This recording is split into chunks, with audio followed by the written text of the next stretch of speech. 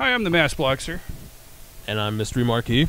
And so, Mystery Marquee, tell me a little something about the Extreme pay-per-view that's coming up on WWE. How do you feel about that? It's still a little too early for me to make any kind of argument. I don't know. I'm a little bit intrigued by the whole Brock Lesnar Triple H one. That seems to be one of the early matches they've went ahead and mentioned. So yeah, it seems like it's going to be pretty good, especially excuse me, after that WrestleMania match. That was a little brutal. I mean, so normally something we see when it comes to the extreme matches of WWE nowadays. That's more what I was wondering about with the state of World Wrestling Entertainment and their affliction to not have blood and such as these things. I mean, would you do away with a pay-per-view like this? It makes no sense. That's why I'm hoping that and I've seen different little moments where they're kind of waning away from the PG. They'll let in a swear word or two. They'll throw in ass or whatever. Yeah. So I mean, personally, I would keep it around, but I can see how with it being Extreme Rules, you kind of want to see that little blood factor. A little bit. I mean, how can you expect to have a cage match and no blood? I mean, we've seen it multiple times, and it's just. I think it makes the cage match lose a lot of luster when you know that, hey, they're going to get their faces raked across the fence and nothing's going to happen. And I remember back in the day how you would have people bring heads of lettuce, just scraping it against the cage, and you're thinking, okay, somebody's going to get bloodied up. I can't wait. Yeah, absolutely. Is there any matches that you hope to see there? Maybe if they do decide to go with John Cena versus Ryback, how would you want to go about that? Honestly, the way that me personally, I would do a last man standing kind of match for something like that, where it's no rules. You pretty much got two bruisers that's just gonna beat up on each other. But chances are TLC they'll do something like that. TLC with that. Yeah.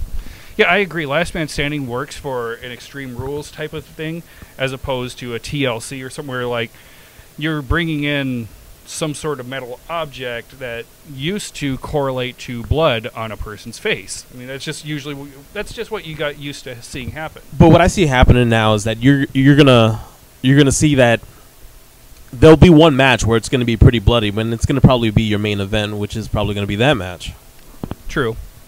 If they go that direction, because I remember there was a while back where they stopped a match so that they could contain the blood and let it continue the match afterward. I believe it was an Iron Man match. Possibly. Yeah, I'm not too familiar. I don't remember. That was kind of silly to me. You missed TNA Impact this week, but last week was really good. It really was. It really was. I don't know if it was live this week because it was still in Corpus Christi, Texas. So I don't know if these were matches that were taped after the fact.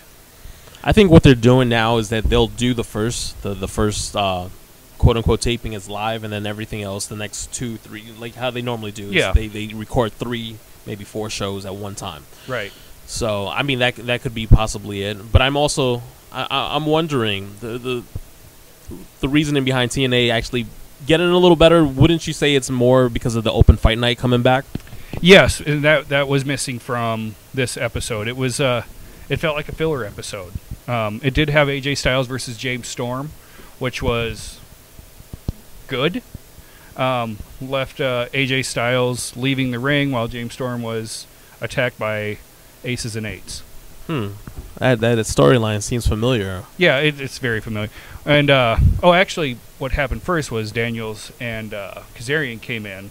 They were holding up AJ's arms, and he kicks them in the faces, and Aces and Eights comes out, beats up everybody, and AJ Styles, leaves the ringside area.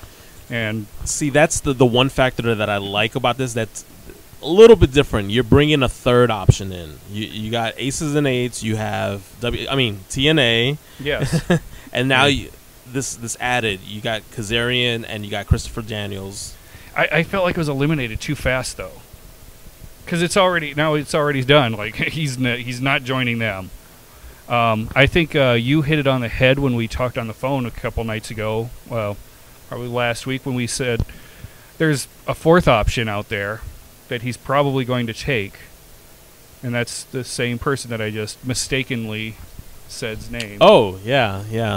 Kind of like a mentor all of a sudden. Yeah, mentor. Like, he's gonna, hey, put on sad clown makeup like I do. Here's a bat. Go Here's a ahead and bat. do what you want.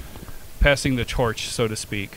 So, I think you're onto something as far as TNA goes, and with that. So, I guess we'll just have to see. Is there anything else in TNA that you are liking? Unfortunately, Aces and Eights just takes over the whole show. Yeah, but I've noticed the return of Sanjay Dutt. Always a great competitor. It's always great to see him wrestle. Petey Williams is back. Oh yeah. Seeing that Canadian Destroyer.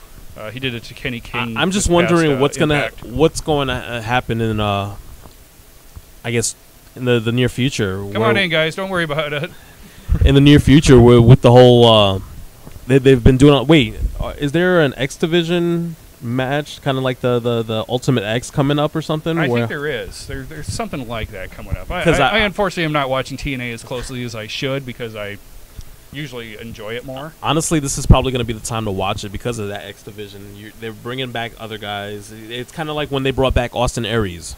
Right. They brought him back, and then look what happened. Now you're bringing back Sanjay Dutt. Turned him into a main eventer and then into the tag team division. Yeah, pretty much. But that just happens with pro wrestling. I mean, are we going to get the return of Little Petey Pump? Yeah, who knows? He was. I like seeing him in full action again. I thought it was great to see him go up against Kenny King and Zema Ion for that X Division title. Yeah, that was a great match. Super cool. So, anyway, let's take a break, and then we'll get back to this.